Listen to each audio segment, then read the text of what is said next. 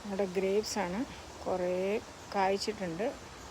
കഴിഞ്ഞ വർഷം ഞങ്ങൾക്കൊന്നും കിട്ടിയില്ലായിരുന്നു. എല്ലാം അണ്ണാനും ഇതൊക്കെ തിന്നു പോയി. ഇപ്പം ഞങ്ങളിപ്പോൾ നെറ്റ് വെച്ചിങ്ങനെ വെച്ചേക്കും. കുറേ ഉണ്ട്, കുറേ അഞ്ചുണ്ട്.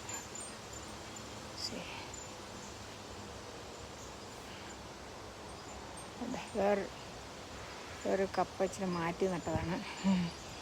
പിന്നെ മുളക് ഒരുപാട് വലിപ്പത്തിന് ഇതായിട്ട്, പക്ഷെ അത് മൂത്തിട്ടില്ല. നല്ല നീളം വെച്ച് വലുതായിട്ട് കിടക്കുന്ന ഇത് നീളമുണ്ടെന്ന് ആയില്ല.